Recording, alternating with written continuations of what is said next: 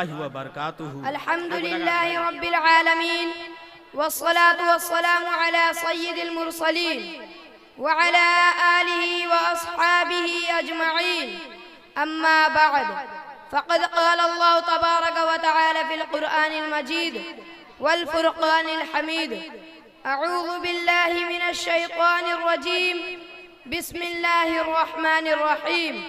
وقال علیہ الصلاة والسلام من احدث فی امرہ هذا ما لیس منہ فہو رد۔ محترم حضرات، توفیق خداوند کا سہارا لے کر میں آپ کے سامنے آیا ہوں۔ میں چاہتا ہوں کہ آج کی اس مقدس رات میں ماہ شعبان کی فضیلت کا تذکرہ کروں، اس کی عظمت و برتری بیان کروں، اس کی درمیانی رات شب برات کی عظمت و برتری بیان کروں، اس مقدس اور بابرکت رات کے متعلق معاشرے اور سماج میں پھیلی ہوئی برائی اور خرافات پر روشنی ڈالوں۔ تو لیجئے احمدن متوجہ ہو کر میری بات کو سنیں۔ خالق کائنات نے سورۃ الدخان میں ارشاد فرمایا، اِنَّا أَنزَلْنَاهُ فِي لَيْلَةٍ مُبَارَكَةٍ، ہم نے اس قرآن پاک کو لوح محفوظ آسمانی دنیا پر اتارنے کا فیصلہ ایک برکت والی رات میں کیا۔ اس مبارک رات میں ہر حکمت والے معاملے طے کر دیے جاتے ہیں، جو سراپا ہدایت و رحمت ہے۔ سرور کائنات صلی اللہ علیہ وسلم نے ارشاد فرمایا کہ جو شخص دین اسلام اور مذہب اسلام میں اس چیز کو پیدا کرے جس کا دین سے کوئی سرکار نہیں تو وہ مردود ہے۔ پیارے دوستو، یہ مقدس رات اس مبارک مہینے کی رات ہے جس کے بارے میں شہنشاہ بطحہ تاجدار مدینہ احمد مجتبی محمد مصطفیٰ صلی اللہ علیہ وسلم نے ارشاد فرمایا کہ شعبان شہری و رمضان شہر اللہ، کہ شعبان میرا مہینہ ہے اور رمضان اللہ کا مہینہ ہے۔ ایک حدیث پاک میں ارشاد فرمایا کہ شعبان میرا مہینہ ہے، رمضان میری امت کا مہینہ ہے۔ یہی وہ مبارک مہینہ ہے جس کی 15ویں رات شب برات ہے۔ اللہ اللہ، اس مبارک رات کی فضیلتوں کا کیا کہنا۔ احکم الحاکمین نے اس مقدس رات میں قرآن پاک کو نازل کرنے کا فیصلہ فرمایا، جو سراپا ہدایت و رحمت ہے، جس قرآن نے عالمی انسانیت کو زندگی گزارنے کا طور و طریقہ سنایا۔ عبدالآباد اور ہمیشہ سے رہنے والی آخرت کی زندگی کے واسطے نجاست کا سامان مہیا کیا۔ اس مبارک رات میں سار بھل کے معاملات طے کر دیے جاتے ہیں جو حکمتوں اور مصلحتوں سے لبریز ہوتے ہیں، اور من جانب اللہ اپنے معصوم فرشتوں کے سپرد کر دیے جاتے ہیں۔ بے شک ہر مسلمان کے لیے ضروری ہوتا ہے کہ ماہ شعبان میں غفلت کی چادر اتار دے، اور اس رمضان کے لیے جس میں رحمت خداوندی کی دریائے بہائے جاتے ہیں ہمتن تیاری کرے، گناہوں سے توبہ کرے، دربار خداوندی میں گریہ وزاری کرے۔ خادم رسول اللہ صلی اللہ علیہ وسلم نے ارشاد فرمایا، حضرت انس رضی اللہ عنہ کا فرمان ہے کہ جانثار صحابہ اکرام شعبان کا چاند دیکھ کر قرآن پاک کی تلاوت میں اضافہ فرماتے، اپنے اموال سے زکوٰۃ نکالتے، قیدیوں کو رہا کیا جاتا تھا، قرض چکائے جاتے تھے۔ یہ شعبان کا مہینہ مقرب اور افضل مہینہ ہے۔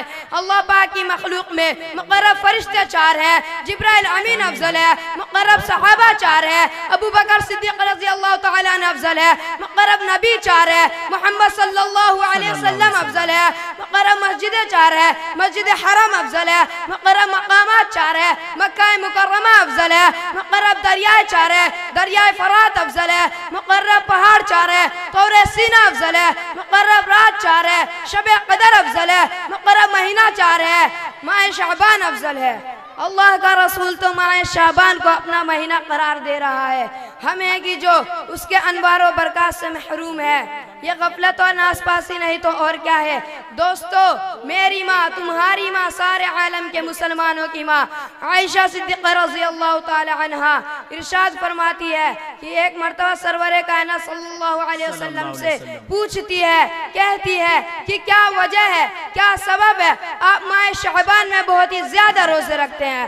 تو فرمایا، حق تعالی شانہ اس مبارک ماہ میں آئندہ سال مرنے والوں کے نام تحریر فرماتے ہیں، تو میں بھی چاہتا ہوں کہ میری وفات کا نوشتہ اس حال میں ہو کہ میں روزے دار ہوں۔ یہی وہ مبارک ماہ ہے جس کی 15ویں رات شب برات ہے، بے شک یہی وہ مبارک رات ہے جس میں رحمت خداوندی کی دریائیں بہائے جاتی ہیں. یہی وہ مبارک رات ہے جس میں اللہ پاک کا تجلیات آسمانی دنیا پر نزول ہوتا ہے. یہی وہ مبارک رات ہے جس میں آئندہ سال مرنے والوں کے نام لکھے جاتے ہیں. یہی وہ مبارک رات ہے جس میں اعلان عام ہوتا ہے کہ ہے کوئی استغفار کرنے والا اس کی مغفرت کی جائے, ہے کوئی روزنی مانگنے والا اس کو روزی عطا کی جائے, ہے کوئی مصیبتوں میں گرفتار ہونے والا اس کی نجات عطا کی جائے. اس رات کا نام شب برات اس لیے ہے کہ پروردگار عالم کی طرف سے بڑی تعداد میں انسانوں کے گناہ معاف ہوتے ہیں, عذاب جہنم سے بے شمار لوگوں کو نجات عطا ہوتی ہے. اس مبارک رات میں تمام امور کا فیصلہ ہوتا ہے. اناج کتنا پیدا ہوگا وہ بھی لکھ دیا جاتا ہے, جنگ ہوگی یا نہیں وہ بھی لکھ دیا جاتا ہے, فتح ہوگی یا شخصت وہ بھی لکھ دیا جاتا ہے, پانی کتنا برسے گا وہ بھی لکھ دیا جاتا ہے, کون مرے گا کون جیے گا وہ بھی لکھ دیا جاتا ہے, کون حج بیت اللہ شریف کرے گا وہ بھی لکھ دیا جاتا ہے. الغرض سال بھر کے بجٹ کی منظوری اسی مبارک رات میں لکھ دی جاتی ہے. بے شک اسی رات میں جبرائیل امین تشریف لائے اور فرمایا اے محمد سر اٹھاؤ. آپ نے سر اٹھایا تو دیکھا کہ جنت کے 8 دروازے کھلے پڑے ہیں. یہ رات کمائی کی رات ہے, یہ رات خزانوں کے لوٹنے کا موسم ہے, یہ رات فرشتوں کی عید ہے, ہماری تمہاری عید ہے, اور فرشتوں کی عید شب قدر اور شب برات میں ہوتی ہے. مبارک ہے وہ لوگ جو اس مبارک رات میں پروردگار عالم کا رحمت کا سایہ تلاش کرتے ہیں. بے شک پیارے دوستو, یہ رات رحمتوں اور سعادتوں سے دامن بھرنے کی رات ہے. اس رات میں احکم الحاکمین کا دربار رحمت کھلا رہتا ہے. ندامت و شرمندگی کے ساتھ آنسو بہانے کی رات ہے, گناہوں کو معاف کرانے کی رات ہے. میں اپنی تقریر یہیں ختم کرتا ہوں. وما علینا الا البلاغ.